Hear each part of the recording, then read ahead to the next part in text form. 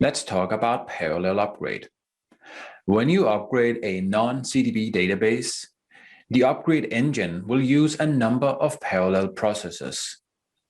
For non-CDB upgrades, the default is 4, but you can change it all the way up to 8.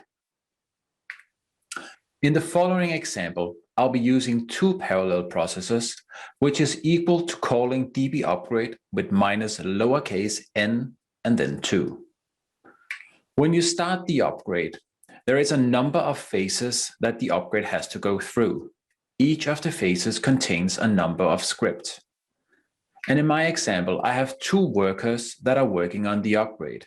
And in phase number 1, each of the worker will work separately on one of the scripts. Before the workers can proceed to the next phase, all the scripts in one phase has to be completed, which means that while the workers are working on phase 1, none of the workers can proceed to phase 2 until all of the workers are done with phase number 1. Now the workers are proceeding to the next phase. And in a little while, worker 1 is done and will move on to script number 3. But now worker 2 is finished and has nothing to do. There are no more scripts in this phase, so now worker 2 is idle. Now, worker 1 moves on to the next phase, but in this phase there is only one script, so worker 2 is still idle. So, even though there are some parallel options during an upgrade, as you can see, in some situations, some of the workers are idle because there are no more scripts to process in a given phase. Or it could be that one phase is designed to be serial. So this means that by adding parallel processes, you shouldn't expect it to scale linear. If you add more parallel processes, it will be faster, but it won't scale linear. And this is also to do with contention. Even though you add more parallel processes, a lot of the workers has to go into the same part of the dictionary, into the same part of the shared pool. So by adding more workers, by adding more parallel processes, we start to see more contention. If you look at a container database, it's kind of similar.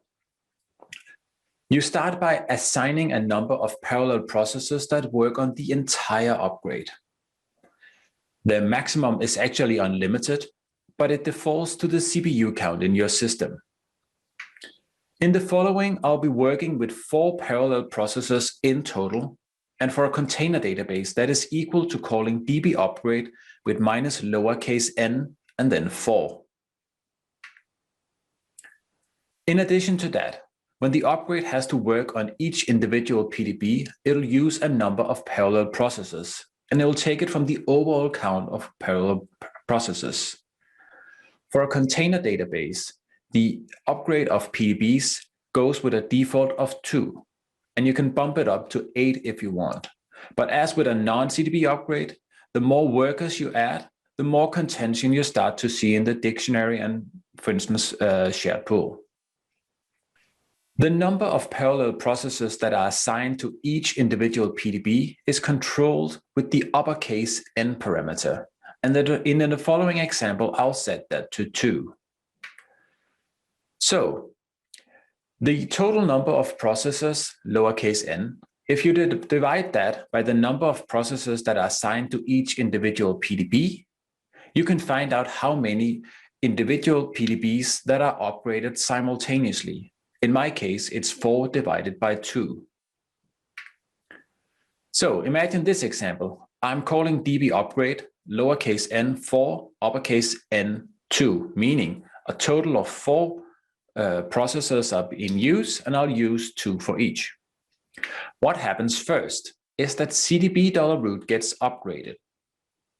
And the upgrade of cdb$root or any other container, any other PDB is actually similar to how you do non-CDB upgrades.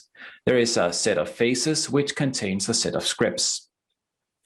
Once cdb$root has been upgraded, the engine can then continue on upgrading pdb$seed and pdb1, the user PDB, in this case in my single tenant upgrade. So this means that non-CDB upgrades are always faster than single tenant upgrades. Because in non-CDB upgrades, you only have one dictionary to upgrade. whereas in a single tenant database, you first have to upgrade CDB $root and then move on with PDB seed and the user PDB. In contrast, if you look at a multi-tenant upgrade, you have not just one PDB, but a whole number of PDBs. First, CDB $root gets upgraded alone. When that has completed, the upgrade engine moves on with PDB $seed and the first user PDB. When those two are done, the upgrade continues with the next PDBs and the next until all PDBs has been upgraded.